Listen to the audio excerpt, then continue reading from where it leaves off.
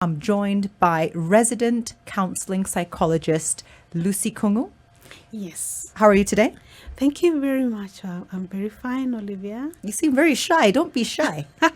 It's a safe space. Yeah, thank you. Move closer to the mic, please, as well. Okay. That's And good.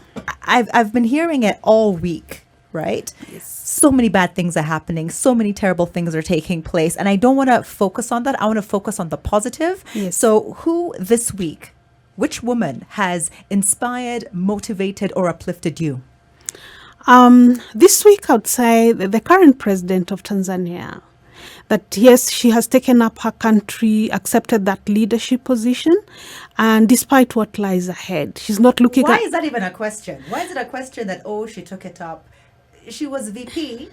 There was a passing. Yes. It's her responsibility. Yes, as much as legally she got the position, but at the end of the day, looking at her and getting to know what is in her shoulders, made me just get inspired. That get that position and take what it offers you. I'm very curious. Use the hashtag #00direct and tell me a woman in your sphere that inspired, uplifted, motivated you. Because I've asked a few people this morning, and believe it or not, most of them have to stop and think. Most of them have to be, actually, yourself included, Lucy Kungu. When I asked you, you're like, the easy option, of course, is to go with the current president of Tanzania. Because yes, she has been in the headlines, she has been in the papers. Yes. But outside of that and your mother, are there no other women in your sphere that you feel have uplifted, motivated, or inspired you? I would say my former boss, the Vice Chancellor of USIU Africa, Professor Frida Brown. I saw her leadership. I worked under her leadership. She knew her job. She understood even the color of a wall and how things need to stand out. Humble, working with the students, accepting her role, and actually going beyond, her comfort zones to ensure that institution shines. And I'm very happy that you've brought her up, because as a woman in leadership, today we're discussing why we do not support women. We are women, we don't support other women, especially women in leadership positions. How are you doing? I'm Olivia Otieno. You're listening to 00 Direct. You can also log on, spicefm.co.ke. That's how Sibonelo Mbatha. You're in SA. Dude, thank you. We love you too. And it's not to say that you're not welcome to contribute or listen or call as a dude. You are most welcome. Please do feel free to share what you're thinking with us this morning. You can use @SpiceFMKE, or you can text on 40127, because we're wondering why, as women, we do not support other women. What is the psychology behind that? Why is it that we do not willingly want to see them in positions of leadership and authority? Given the option, we're more likely to vote or support the man. Why? Lucy Kungu, you are the resident counseling psychologist at USIU. What is the logic behind that? I think I'll respond to you looking at leadership from two positions.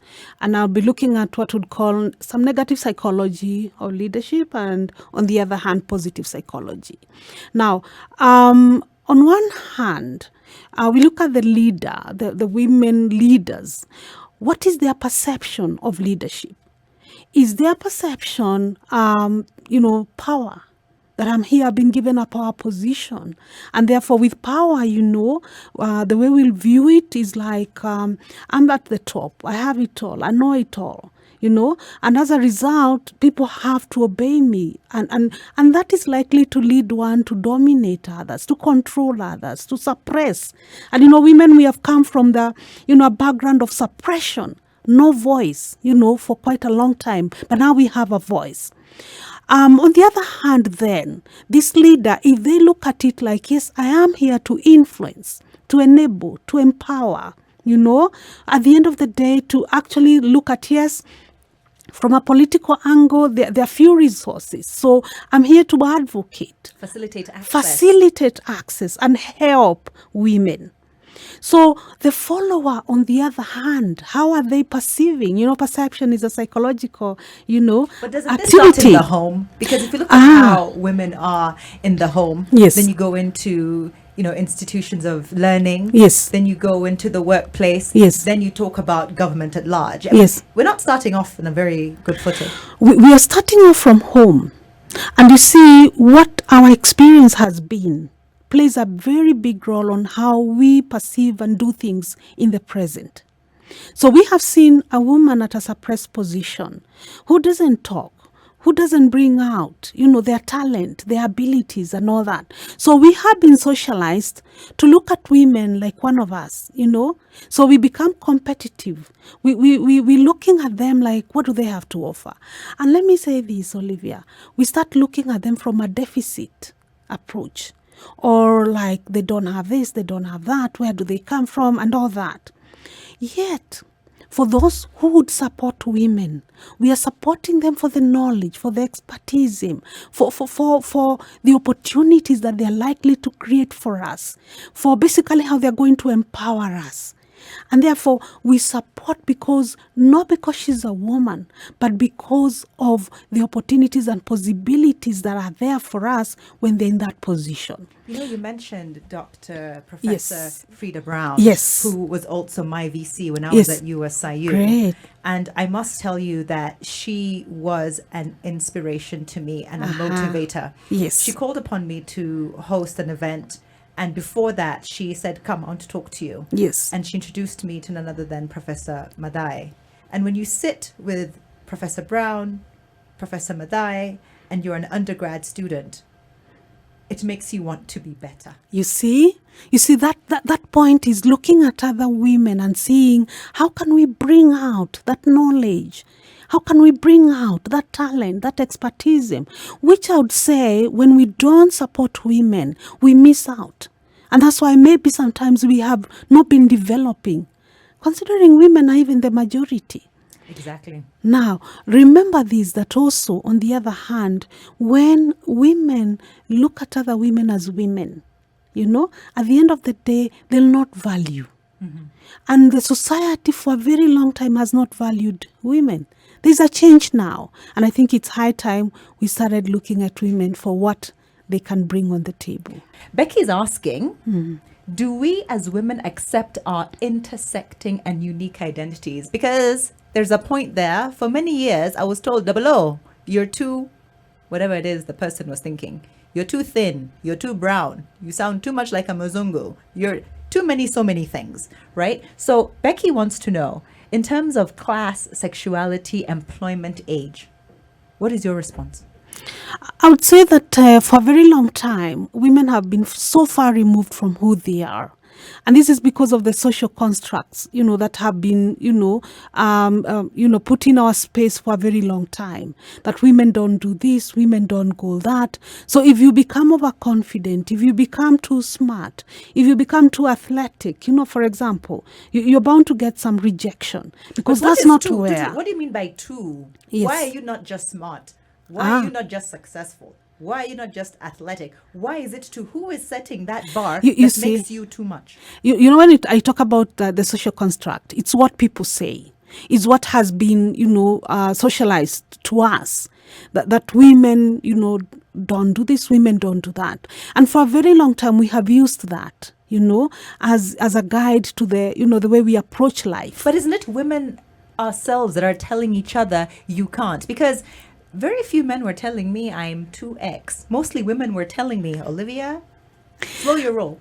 I think we're yet to get out of that. Maybe our culture. We have been conforming for a very long time. And that's why, of course, when, we talk about feminism, there we have the liberal feminisms. They say, you know what, I need to be who I am. You can't just, put me in a box and put me somewhere there. So basically, yes, women have been, but we know today we have a crop of women who have come up and understand that, my role is to open up opportunities. My role is to empower, enhance, enable at the end of the day, not to dominate, not to put down at the end of the day. And therefore, women need to support other women, getting to know that once you support your fellow woman, that is an opportunity for you. We are so quick to criticize her hair, her clothes, her nails, her car, her lack thereof, her phone. We are very, very slow to praise. Great. Someone said this, that men defend, women attack. Please, let's not be that. I want to know women that have inspired, motivated, and uplifted you. In addition to your questions, it's at Spice FM KE. I'm joined by Lucy Kungu, who's the resident psychologist at USIU. Madame Kungu. Yes. Why have we been conditioned not to support each other? Basically, I think it's because of the position that we were given in the past. And of course, when we talk about conditioning, it's something that we have learned. And of course, learning comes from the experience, comes from the stories we've been told. And basically, yeah. Now, when we look at the past also, we look at some of the women that were given leadership. How did they handle it? I know many of us have heard of Wango Wamakeri, that when they were given leadership, they took power and dominated and sat on men, literally, you know. Olivia, this show of yours is going to be bashing men. That is not the purpose of this space, all right? Yes. So basically, we want women to really understand what is leadership at the end of the day, so that we can all support each other and not bash and not, put down and demean and devalue a woman who has been given a position. Let's start with the home. Yes. There are so many single mothers. These are women with sons raising men. Those men, yes, they love and respect their mothers, we hope for the most part. Yep. But having been in that sort of environment, there's a psychology behind it. How then does that translate now when they go out into society? Because if we as women are not even supporting each other, how does that end up looking? I think when it comes to single parenthood, the power of a woman comes out. And that's why at times we end up having very good, rounded individuals who have been brought up by single mothers. But what is the society saying? Because this same man may come out and still, for example, devalue a woman. Because we have been told when you are the man, you have the power. And that's why we talk about domestic violence. That is why we talk about, suppression. Because someone thinks when I have power, nobody else talks, nobody else says. I make the decision, you say no, or you say yes, for example. Or basically, we go with what we have. If I have time, I can give a small story. Yes. This man and wife were in the same class. Mm-hmm. And, they were asked a question. The question can be 2 + 2. Yes. And both of them put up their hand. And, of course, when it comes to knowledge and things that, need to be done, the man is given the first position. So, yes, Baba so-and-so, and he says 2 + 2, for example, is 3. Yes. And the wife was like, what was your answer? So she says, 2 + 2 is 4, but because my man has said it is 3, then we go, it's 3. So you see, at the end of the day, just the way we have been conditioned and socialized, what we have learned in the past, makes us not bring out. And therefore, as a community, as a world, we are missing out. But is that a cultural thing? It's a cultural thing. And you see, culture, we say, is dynamic. And culture is a social construct. It can be changed. And that's why we have seen change that has come up. There is a positivity in a woman in a position of influence. Yes. There is positivity in a woman who is in a leadership position. Yes. And there is an intelligence that has to go along with it as well. So I would like to just say that if and when you come across this scenario where you're given the option to uplift, to motivate, and to inspire, please do take it. Lucy Kungu, we're not done. Yes. I'm going to take your final collections. And of course, I want you to also mention a few women who you feel along your journey to this very chair, along your journey towards being the resident counseling psychologist at USIU, who have, I know Professor Brown is one of them, who have helped you along that journey, and what lessons you have learned as a result of it. Thank you.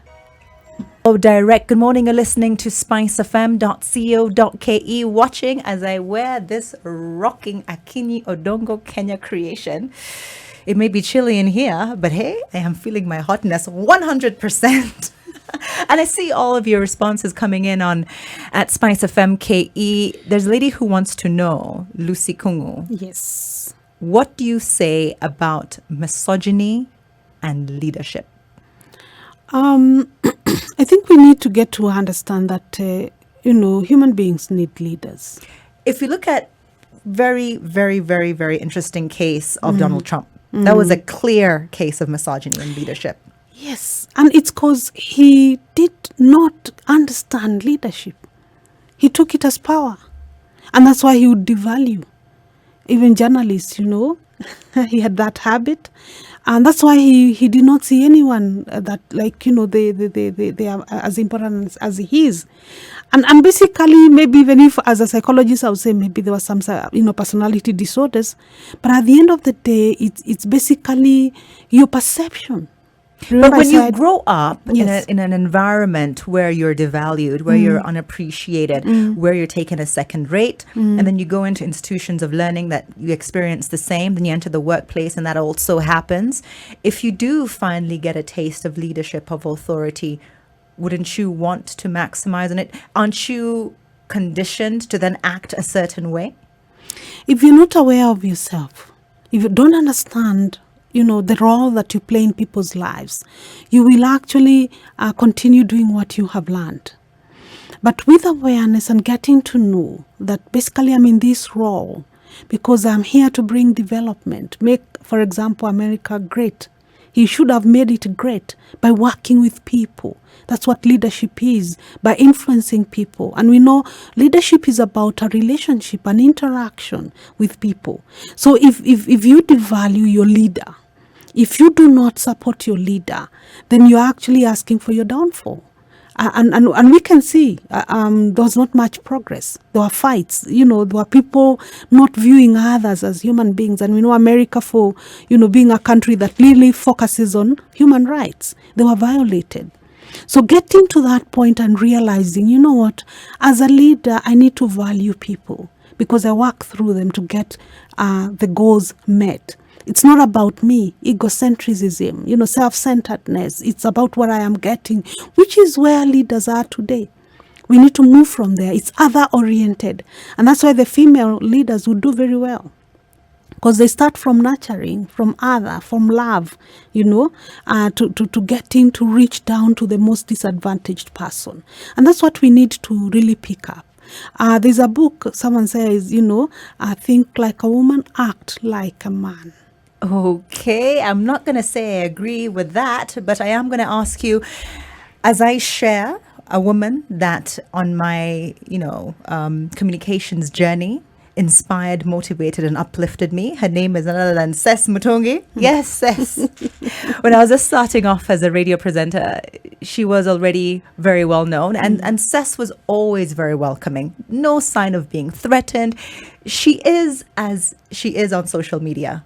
Positive and uplifting. What about yourself, Lucy Kungu? Who has helped you achieve all that you have so far? Who motivated and uplifted you? I would say right from the beginning, my mother. Because, in the 70s, she was already a very, astute, businesswoman. She drove a brand new car, I can remember. Wow. And she'd drive herself all the way, from Eldoret to Uganda. And she put in me this attitude of, yes, you can. It doesn't matter whether you're a woman or a man. She supported us. Currently 90-year-old, very happy woman. But in my career, yes, I've had people who have pushed me. And we need people sometimes to push us, to challenge us. I remember I taught Alliance High School, in the 90s, early 90s. And we had the principal then, Mrs. Karanja. And she kept, telling me, Lucy, you have a talent in the area of psychology. And told me, go for higher education on that. So yes, I've had several women, inspire me. I said at the beginning, Frida Brown. But in the area of really helping people, Oprah Winfrey, I watch her almost every day. Thank you so much. Have a fantastic Saturday and an amazing weekend. Thank you for this opportunity where we